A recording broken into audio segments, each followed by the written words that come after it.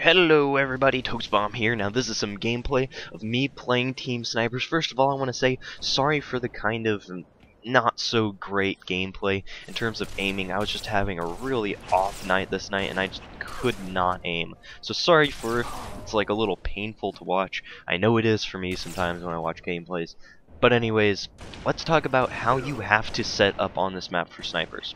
Now, you have to get B-Tower control. If you don't know what B-Tower control is, B-Tower is that building that is across from me right now. I'm at Snipe Tower because that's where the sniper generally spawns in a normal game, but this is Team Sniper, so it obviously doesn't.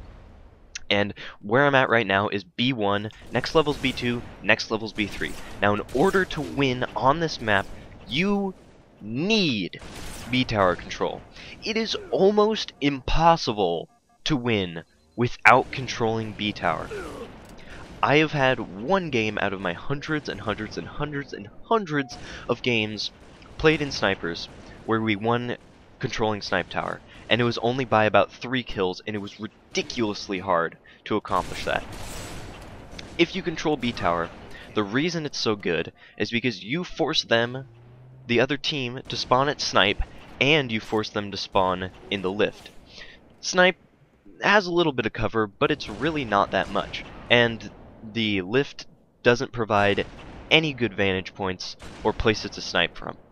Also, B-Tower has a ridiculous amount of cover. If you get shot, pop behind a cover, the enemy doesn't have grenades or any sort of thing like that, so they have a 0% chance of killing you because you're behind a wall or in a room.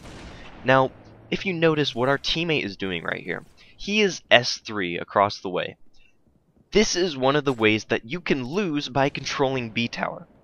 Now, what he's doing by sitting S3 is, yes, he's still forcing the enemy to spawn at Snipe because he's not that far into their spawn, but what he's doing is suppressing the enemy from popping out so everybody else at B-Tower can't help him or kill anybody. And the only reason he does alright is because he's taking guys one-on-one because they're not all rushing him all at once.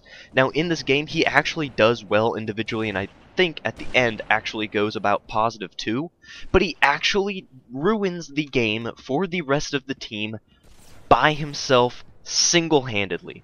Because basically what he's doing by sitting S3 is saying, okay, I'm going to one-man army the other team, and you guys can sit B3 and stop them from spawning behind me.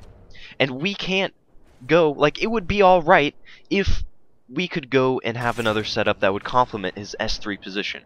But if we go off of B3, they will spawn B1, B2, B3, kitchen, or library, which all grants them access to B3, which then, them getting B3 control causes us to lose, and we have a 0% chance of winning until we actually regain the B Tower.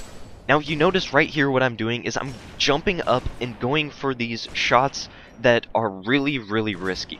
They're not necessarily that hard, but they're way more risky shots than I should be taking. It's a close game, my shot is off, and the enemy's position, where they're just standing on the ground strafing back and forth, they have a much easier time hitting me while I'm in the air because I'm not predictable while I'm in the air. My trajectory is basically 100% set, and they know where they need to aim. Now the reason I'm doing this, I normally win it, but the reason I am is because it's pretty much the only position I can get on the enemy team that tries to help out my teammate. He's pushing into Snipe 2 from Snipe 3, and it's the only angle I can get to try and help him, even though it's a really stupid angle, and I probably wouldn't be doing it otherwise.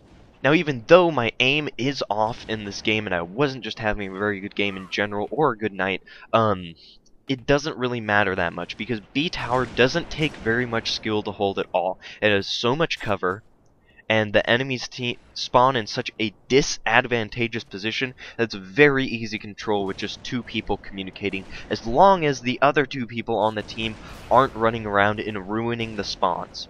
Now an ideal B-Tower setup in snipers would be 3 people B3, killing the people Snipe, and then leaving 1 person in library. If you don't know what library is, it's the room where you drop down to where the sword will normally spawn. So that room that's off to the left of B tower if you are on B tower, facing the rest of the map. You leave one person there, looking through the door at lift, so that people cannot go up lift and try to kill the people B3. Also, that person could keep an eye on their radar and see people coming from bottom mid to B1, because B1, if you are caught in a situation where you need to try to get B tower control, charging bottom mid and then going up B1 or jumping up to B2 and rushing from there is probably your best bet, but it's very hard and will take a couple attempts to even get close to getting up to B tower, and you have to be pretty organized with your team if you're playing some good people and snipers. Oh yeah, and then one of the worst parts about this is right now in the game, he was talking over the mic trash about how terrible we were and how much better he was than us, and asking us why we were sucking and doing so bad because he was doing so good. Even though he was the problem, he was the reason we were losing. If he would have quit, we probably would have won this game and done a lot better. Just because he wasn't ruining the entire setup and the entire game for everyone else.